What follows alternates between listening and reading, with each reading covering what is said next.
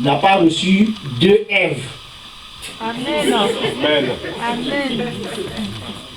Mais quand c'est quand les femmes là, on crie Amen, Amen, attendez, c'est pas fini, ça nous touche nous tous. Amen.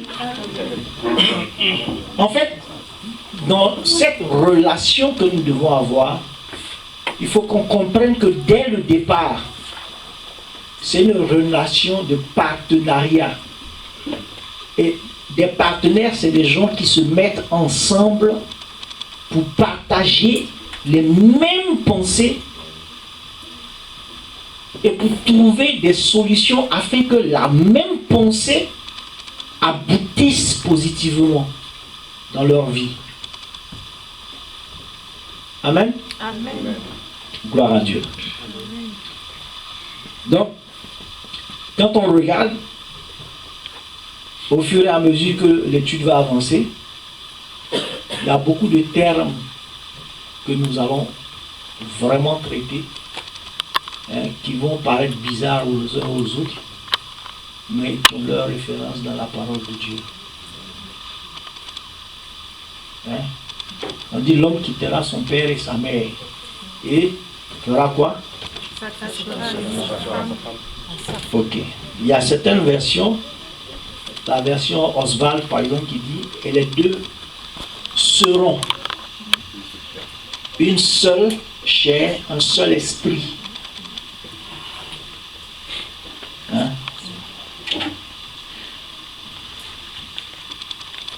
Par rapport au mariage, nous avons différents types de mariage. Ça aussi, ça pose problème dans la maison de Dieu. Il y a une forme de mariage qu'on appelle le mariage civil. Le mariage civil, c'est celui qui nous conduit, n'est-ce pas, dans un lieu officiel.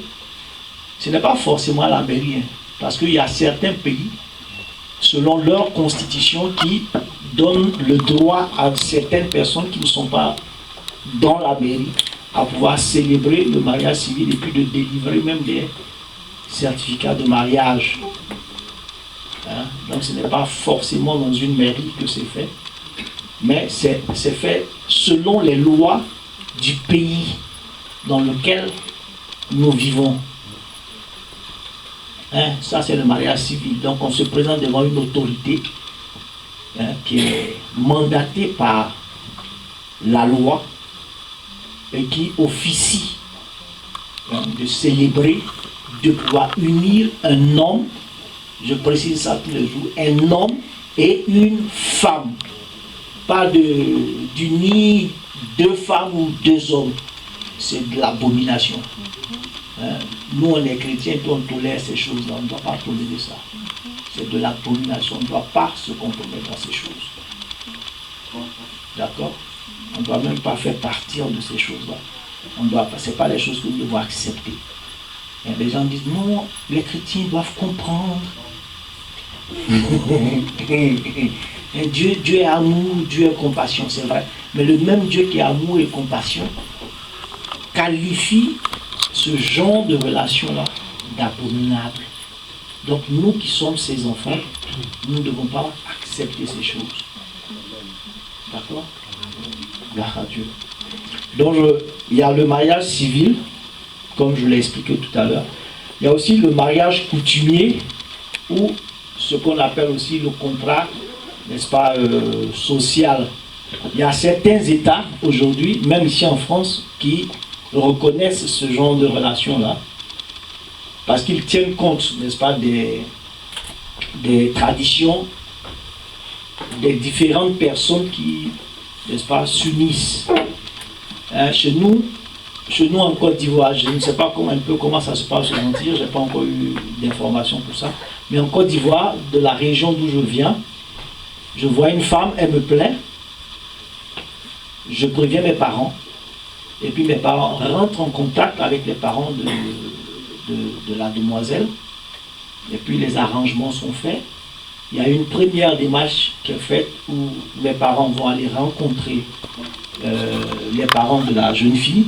Amen. On appelle ça taper à la porte. Amen. Voilà, on tape à la porte comme on a l'habitude de dire. Les parents expliquent les raisons pour lesquelles ils sont là. Et puis, il y a une date qui est fixée avec certaines conditions à remplir. Et l'autre partie, la partie du monsieur retourne. Et à la date fixée par les parents de la jeune demoiselle, les parents du jeune homme reviennent avec tout ce qui leur avait été demandé. Il les présente. Parfois, ce n'est pas aussi facile. C'est vrai, ils ont demandé et tout est rempli et tout est là.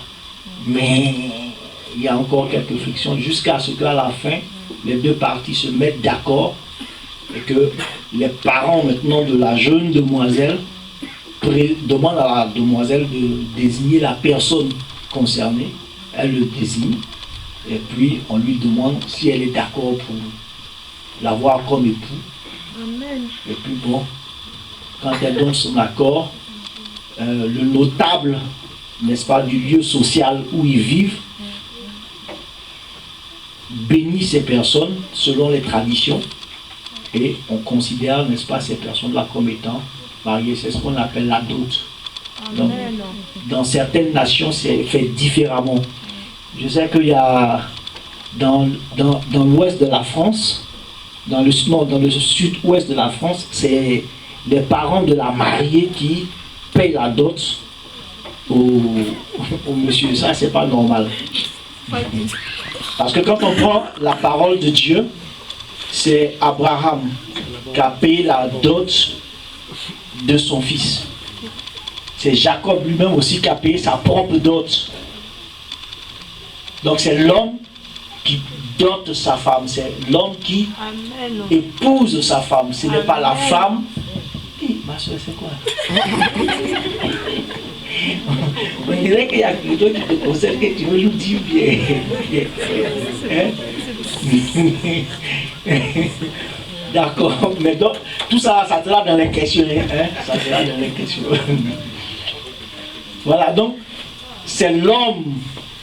Et dans nos coutumes, de là d'où je viens, on impose même au jeune homme un certain nombre de choses qu'il doit faire pour démontrer qu'il est capable de prendre en charge une famille. D'abord son épouse et ensuite les enfants qui vont venir. Hein? Bon, tout ça, ça a disparu, quoi. Mais ce n'est pas normal.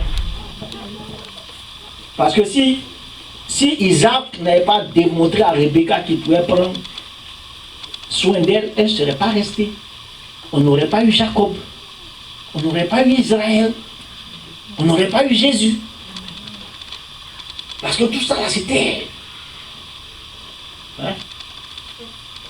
Donc, nous les hommes, on doit travailler. Hein? On va voir tout ça là, tout à l'heure. Les femmes seront très contentes ce soir, mais demain... Amen.